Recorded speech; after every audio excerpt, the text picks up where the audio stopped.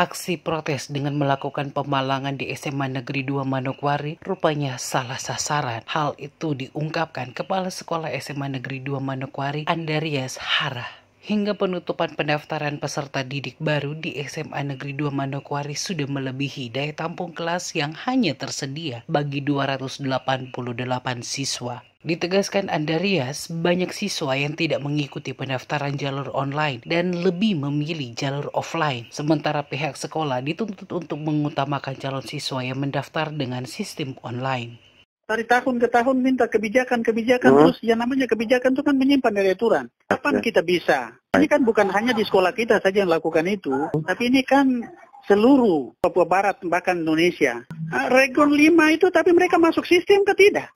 Kan mereka tidak online. Yang mereka minta itu harus offline. Lo offline bagaimana? Kita harus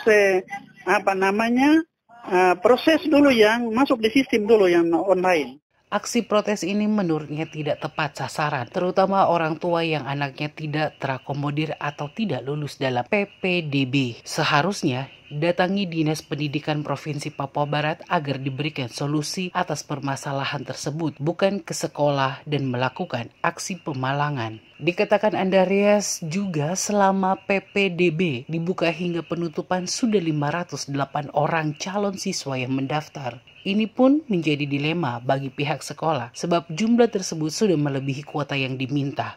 Yang online ini saja sudah 500-an lebih. Terus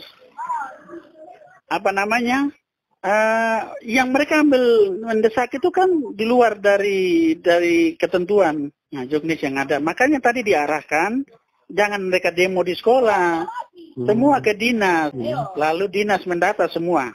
Kota SMA 2 full.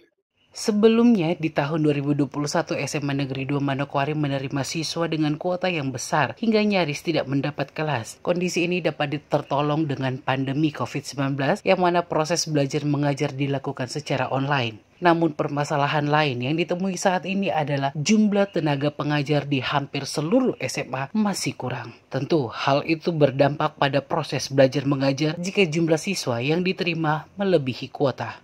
Kita kan tahun lalu itu kan melebihi daya tampung, 3 kelas tidak punya ruangan. Untung karena waktu itu COVID jadi secara online. Tapi kalau offline kita masuk semua 3 kelas kita mau taruh di mana. Nah sekarang yang daftar lewat sistem saja sudah 508. Yang kita terima 288. Papuastar.com, informasi fakta terkini.